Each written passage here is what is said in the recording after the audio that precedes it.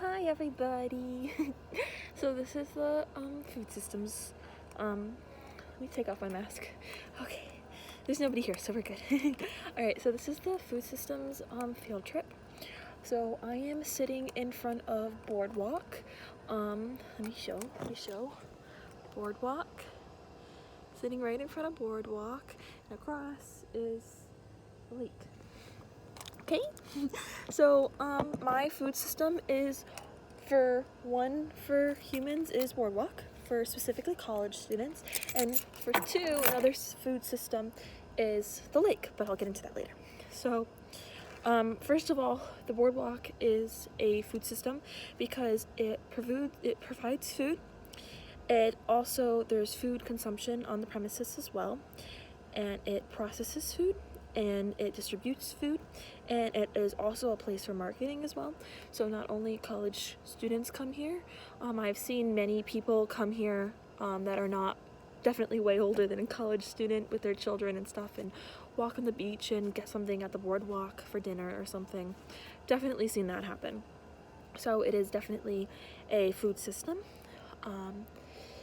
And another food system is across the way the lake for animals as well, because of the whole chain of life thing, the big fish eat the littler fish, the littler fish eat the algae and stuff. So it's a whole life circle, and it's definitely, the lake is definitely beneficial for the Boardwalk. Okay, so the first question is, what is permaculture, and what does it have to do with sustainability? Okay, so permaculture is a holistic, living in harmony with nature worldview. Okay, it's definitely, right now, it's definitely a worldview, I would say, because a lot of people, one, don't know what it is, and I didn't know what it was until I looked in the book and I started looking through, and I was like, oh, okay, that's what permaculture is. It's definitely the holistic, living in harmony with nature worldview, and harmony being the key word in this situation. Okay, and it definitely ties in with sustainability. Sustainability meaning meeting the needs of the present without coping for the needs of the future. Okay, but it definitely ties in because of that single word, harmony. So you need harmony for permaculture, and you need harmony for sustainability, and that is definitely interlapping over, definitely something that ties them together. Also, the humans live in harmony, and so do animals. Animals live in harmony as well. So there are different types of harmony, and different cultures that harmony has. So, for example, a good harmony for a worldview for humans is the food sustainability. So, this is a good harmonization for humans to come. Sorry, to come. Something popped up on my phone. It's 20%. So, to come and eat here and continue to have a sustainable life force. Animals as well come here and they eat for the lake, and they harmonize as well. So sustainability and permaculture definitely tie in. Also, permaculture, I believe, is rare in this world, and so is sustainability, because I believe that this world is definitely not stable, and it is definitely something that needs to be worked on. Even though this is another thing that they have in common, that it's definitely something that is rare and something that humans need to work on. Okay, so compare and contrast permaculture practices with large-scale industrialized agriculture. Okay, so a couple examples of permaculture.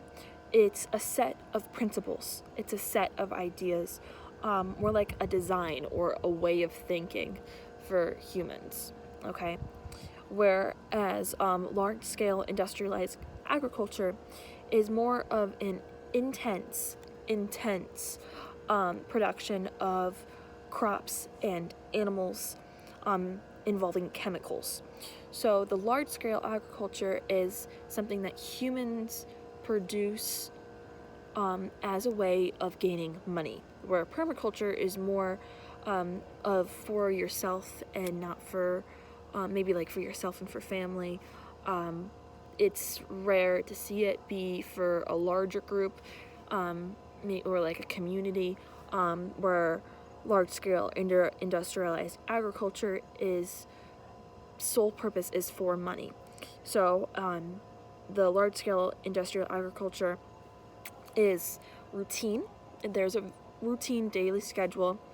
It is harmful to animals because of the use of antibiotics that they use, and it is also harming the planet as well because of the technology that they use. Okay, but large-scale industrial agriculture is unfortunately modern farming, where permaculture is not. Permaculture is less known, but large-scale industrial agriculture is modern farming, which is one harming the planet, but it feeds the world. Not like the world, because there are people that are hungry, but it feeds a lot of people in the world. Not permaculture. So compare, they both feed people and they're both a way of life and a mindset, but contrast, permaculture feeds a smaller amount of people, where large-scale agriculture, industrialized agriculture, uses more technology, and it uses a lot of chemicals that are harmful to the planet, and it feeds a lot of people. Like, this type of agriculture is the type of agriculture that is shipped to places like Publix and places like Winn-Dixie and Target. Like, that's where the Whole Foods stores get their products from these agriculture farms, and not from permaculture, unfortunately. Okay, so do permaculture techniques offer a realistic solution to sustainable food production for the globe? Why or why not?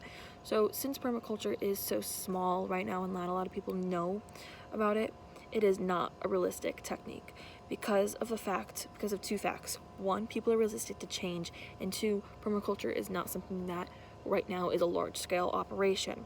So for the large-scale operation, it is normally like on top of roofs, or like permaculture, grown on top of roofs, or something that, or like a farm in your backyard. It's something small that one human contributes to, like, their family. Like, a mother starts planting, and she's like 3 kids and a husband.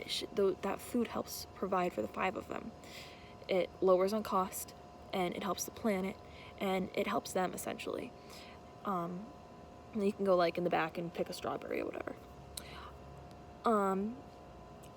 Also, permaculture is something that it can produce more, and it has less resource, so it can improve soil health and therefore human health as well, which is something that is very good, but that costs a lot of money, and that is why large-scale industrialized agriculture companies, something that they cannot afford. Something they cannot afford. And also, people are resilient to change, so they don't like change at all. So they're very resistant to change. Even like iPhone Snap Maps, like Snapchat or something, when we get like a new update or something, people are very resilient to it. They don't like the fact that it changed. Also, as of right now, there is not enough food for every human to have. Like, there is enough food, but the amount of food consumption is a lot lower than the amount of food that is being processed, which is something that is sad, because of the amount of waste that not only Americans but everybody in the world throws away is very sad, and the fact that there's not a lot of people out there that is getting enough nutrition and stuff like that is kind of devastating to them. Definitely devastating to them, and can lead to death. So long story short, permaculture is a possibility, but it's not a reality.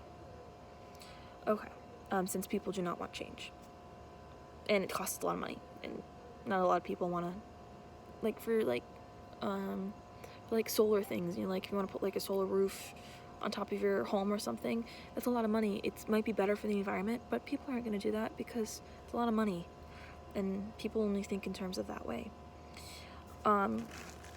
Okay. Number 4.